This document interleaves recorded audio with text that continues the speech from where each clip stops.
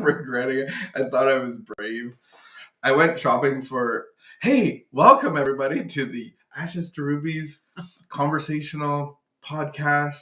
We are here to do a morning meditation. And before we do this meditation, we do our own meditation and then we do exercise. And on the weekend, we went for a nature hike in a shopping mall. No. Outlet. We went to the Outlet Mall, and then I just let you know, like, hey, by the way, that felt very much similar to going for a walk in nature, which you refused to do with me. And so I bought some workout clothes. This is one of my prized possessions that I thought I should have changed. And you now felt like you could wear it in public, but now you're like, yeah, there's no backing out. As soon as I saw our picture on the camera, I was like, it's too late. I already pressed play. There was a countdown going, and here I am, stuck wearing my hooded. What do you want to flex for us? No, I don't. Okay, that's weird. What is this even called? There's a hood. Oh, now you put your arms up. Yeah, I wouldn't. There's a hood, but I just want to say that this is a magnificent piece of clothing. I'm glad you're comfortable. Typically worn by people with probably big muscles, not attitudes. All right.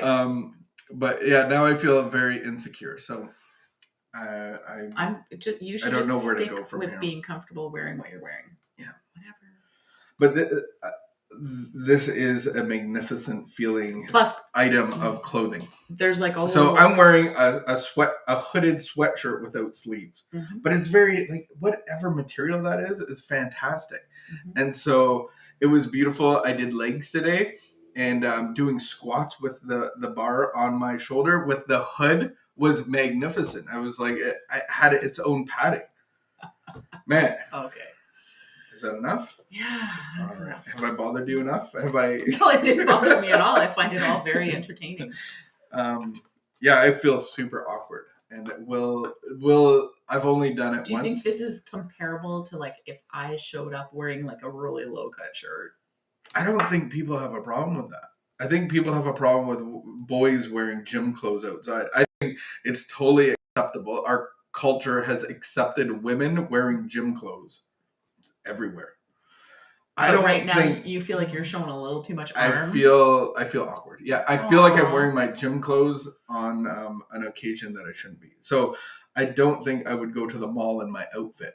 Whereas you could go to the gym, and I would say most women don't go to the gym, but they look like they have. And it's called athleisure wear. Oh wow! So then the men's version of that is the work clothes, because they're capitalizing on a value. So women have the value of I want to go to the gym and be fit, but I wear the clothes. So no. We have the value for wearing comfortable clothing. Yeah, gym clothes. But the same is true with men. We want to have that value of hard work, blue collar. So we wear the Carhartt. We have all that stuff. It's just fashion, capitalizing on it. All right. So I'm just going to promise that there is no further gym clothes that I will be wearing, unless I make a grave error, unless I just press play. Whoever's listening on the podcast was like, thank you for the first 4 minutes. They were like, yeah, I don't think this is for me. Okay, so October the 13th. Let's get into our contemplative meditation. This is an idea that we bring out through the whole day and just have God speak to us about it. We come together as a 12-step fellowship group for the purpose of sharing experience, strength, and hope with each other. This we do by attending meetings, discussing, listening, counseling, telephoning each other for comfort and renewal of confidence. It is wonderful to know that this close communication, this keeping in touch, is not limited to the members of a single group. It embraces the whole world. This message that I'm going to read came to the United States from the publication of a 12-step group in South Africa. And it reads, learn to face things as they come, and when they come, with calm deliberation. We may not be able to control events, but we can control our attitudes towards them. This clear message from a faraway continent will inspire 12-step people everywhere in their search for serenity. It demonstrates how closely akin we are in our loving fellowship. Here's our quote, our quote for the day out of Ephesians. And be renewed in the spirit of your mind, for we are members one of another. For we are members one of another. We are all connected spiritually. That's interesting that a message can come from Africa and come to the United States of America, and we're reading it in Canada today. Can you read that message again? The message says, learn to face things as they come, and when they come, with calm deliberation. We may not be able to control events, but we can control our attitudes towards them. Mm. And so, how do we control our attitudes towards them? Well, through our conscious contact with God. God actually changes our attitudes. So that my responsibility isn't about self-change, it's about being with God so that my attitudes are changed. So that's But you were talking about that this morning, though, when you were talking about being a cheerleader. Yeah. And not justifying. Like, there's conscious choices that we need to make to choose to live differently. That's a perfect example. So that insight came out of a reading that me and my sponsor were doing this morning.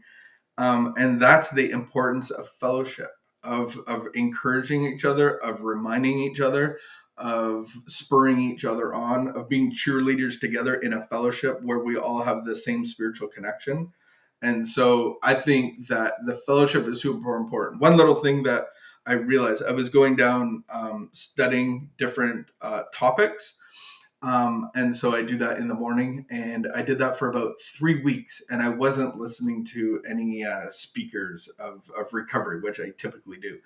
And so after maybe about a month, this last week, I listened to my first speaker of recovery in like a month, and I was like, I need that. Like, I need to be listening to people with the same problem and the same process of recovery and connecting to God, because it actually helps me, encourages me, makes me feel a part of something, but then it does something inside of me going like, this person has the same problem. He's explaining it in a different way. You kind of laugh. You kind of go like, oh yeah, that's why I'm doing all of this stuff. That's why my life is spent doing this. And so I think that fellowship is of vital importance.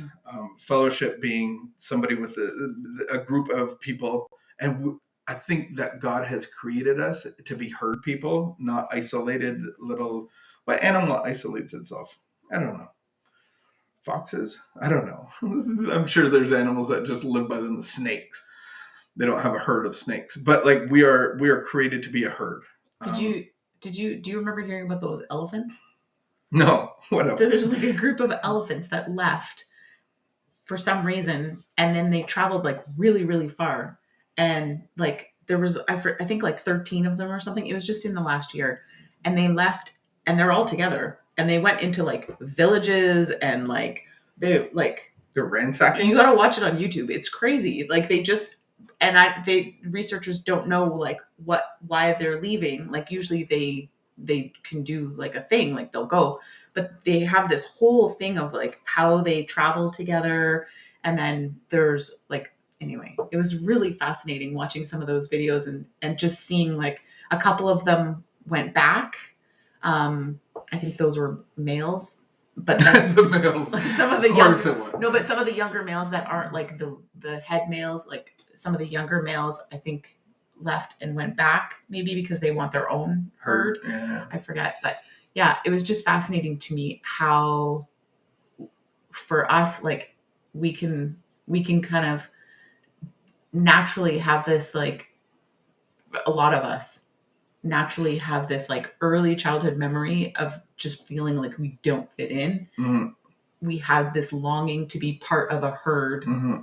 You know, that those would be our people, that I would walk into a room and feel like I belong, but yet I don't. Mm-hmm. And yet I have this like deep need and this deep longing to feel like that.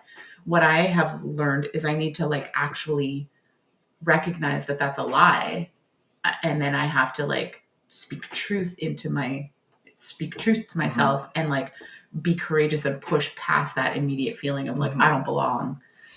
That's beautiful. The elephants. I just want to encourage everybody today, whatever path you're on, whatever first step problem you came in with, whether it's food or porn or alcohol, drugs, codependency, adrenaline, all of those things.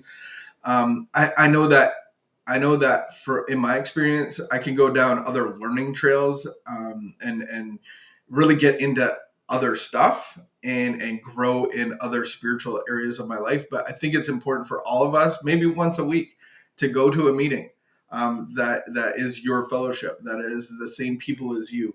I think it's really important to listen to a speaker meeting. There's so many speakers that are out there, whether you relate to whatever the first step problem is, and listen to one a week just to go like, oh yeah, yes, I relate to that person. I am part of a bigger fellowship.